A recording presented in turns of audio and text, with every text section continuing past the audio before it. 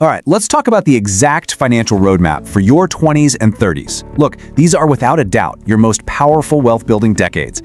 So what we're going to do today is give you a super clear, step-by-step plan you can literally start using the second this is over. Let's dive in.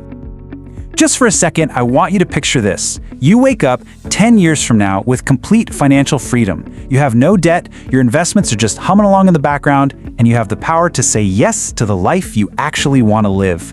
That's not some fantasy. As this says right here, that version of you is built by the choices you start making today, right now. And that's the million-dollar question, isn't it? It's one thing to dream about it, but how do you actually get it done? Well, that's what we're here for. No fluff, no crazy, complicated theories. We're just going to lay out a practical, step-by-step guide to get you from wherever you are right now to where you really want to be.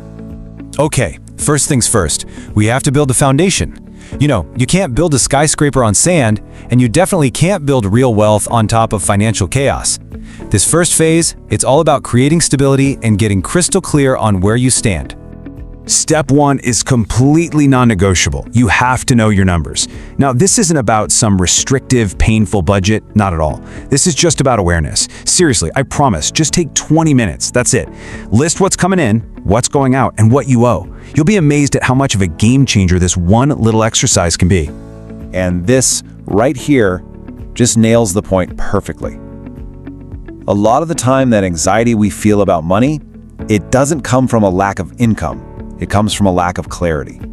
Just getting these numbers down on paper is probably the most powerful first step you can take to get back in the driver's seat. Okay, let's move on to step 2. Your very first tangible goal is to build a starter emergency fund. We're not talking about saving 6 months of expenses yet. Let's keep it simple. The goal is $1,000. That's it, a nice, achievable target. Think of this $1,000 as your financial seatbelt. A flat tire, an unexpected trip to the vet. Life happens, right? This fund is what stops a small crisis from spiraling into a credit card debt disaster. It's the buffer that just gives you room to breathe. So now that you've got your seatbelt on, it's time to go on the attack. We're talking high-interest debt, credit cards, personal loans, anything over about 10%. You've got two main ways to go here. The snowball method, which is great for building motivation with quick wins, or the avalanche method, which will save you the most money in the long run. Honestly, the best method is the one you'll actually do. Just pick one and go. Once that nasty high-interest debt is out of your life, we circle right back to that emergency fund. Now's the time to beef it up to cover 3 to 6 months of your essential living expenses. This is the final step of building your foundation. This is what takes you from feeling stable to feeling truly secure. It's a huge shift. Okay, with that solid foundation poured and set, we can finally shift from playing defense to playing offense. Phase 2 is all about making your money start to work for you. This is where the real growth starts, and frankly, it's where the fun begins. But before we jump in, let's get our mindset right. I love this quote because it makes a really important distinction. This isn't about trying to pick the next hot stock or gambling on crypto. No way. This is about a consistent, proven, long-term strategy. We're not trying to get rich quick, we're trying to get rich for sure. So, step 5 is simple. Start investing. And the key ingredient here isn't a bunch of money, it's a bunch of time. Thanks to the magic of compounding, someone who invests just $200 a month at age 25 can easily end up with hundreds of thousands more than someone who starts at 35 investing double that amount. Time is your superpower here. You have to use it. And please, hear me on this. You don't need to be a Wall Street expert. Step 6 is all about keeping it simple. Things like low-cost index funds or ETFs, which are really just baskets holding hundreds of different stocks, are all you need. They're simple, they're diversified, and they are a proven way to grow your money over the long haul.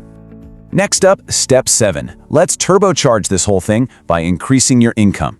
Your 20s and 30s are your prime earning years. Go, negotiate that raise, learn a new skill, start that side project. And here's the secret move, the pro-level strategy.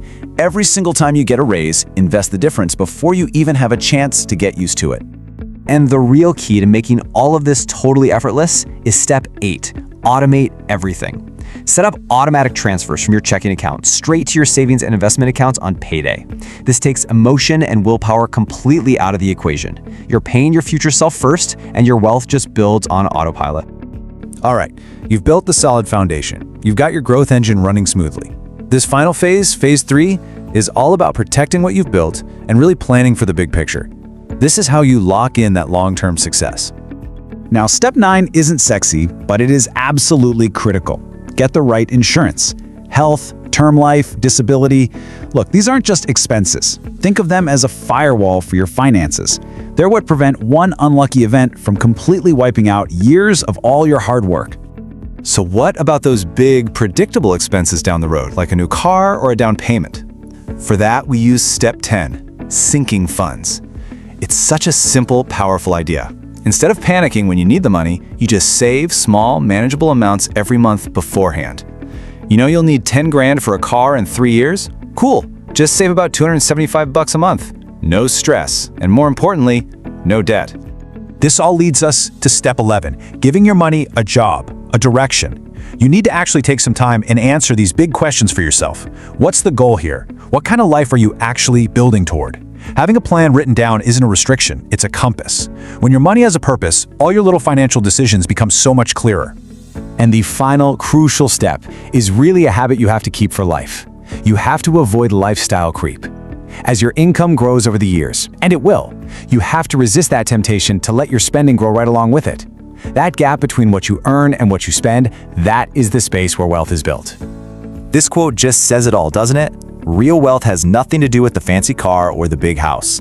It's about the assets you own, the security you've built, and the freedom you've earned. It's what you keep, not what you show. So we just went through this entire roadmap from start to finish. And now I have one question for you. Look at this list. Be really honest with yourself and just identify the one step you are on right now. Don't get overwhelmed by the whole staircase. All that matters is your very next step. That's it. That's how you actually make progress. And remember, you don't have to be perfect. You just have to start. The fact that you're even listening to this and thinking about it means you are miles ahead of most people. Just take that next step. Your future self is counting on you, and trust me, they're already proud.